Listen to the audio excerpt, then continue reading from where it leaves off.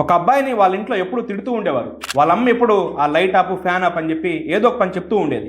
నాన్న కూడా కుళాయిలో నీళ్లు పోతున్నాయి, అదాపు ఇదాపు అని చెప్పి ఏదో ఒకటి చెప్తూ ఉండేవాడు. ఆ మాటలు విని ఆ అబ్బాయికి కోపం, చిరాకు వచ్చేది. ఆ అబ్బాయి ఏదైనా మంచి జాబ్ వస్తే వీళ్ళ తలనొప్పొద్దని అనుకునేవాడు. ఒకరోజు ఆ అబ్బాయి జాబ్ కోసం ఒక మంచి కంపెనీకి ఇంటర్వ్యూకి వెళ్తాడు.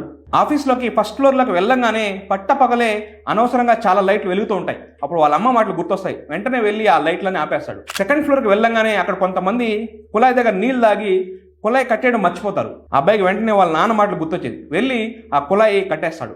జాబ్ కోసం చాలా మంది వచ్చున్నారు, నాకు జాబ్ ఎలా వస్తుందని ఆలోచించుకుంటూ ఉంటాడు. కొద్దిసేపు తర్వాత ఆ అబ్బాయిని లోపలికి పిలిచి సర్టిఫికేట్లు తీసుకొని జాబ్లో ఎప్పుడు జాయిన్ అవుతున్నావు అని అడుగుతారు.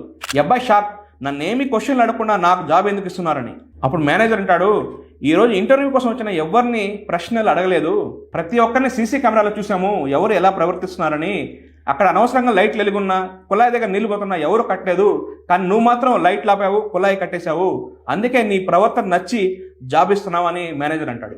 అబ్బాయి సంతోషంగా ఇంటికి వెళ్ళి వాళ్ళ అమ్మా నాన్నని కౌగిలించుకొని, మీ తిట్ల కారణంగా నాకు జాబ్ వచ్చిందంటాడు. తల్లిదండ్రులు ఎన్ని తిట్టినా పిల్లల మంచి కోసమే. తల్లిదండ్రులు తిడుతున్నారని కోపగించుకోబాకండి, అది మీ మంచి కోసమే. Download ShareChat.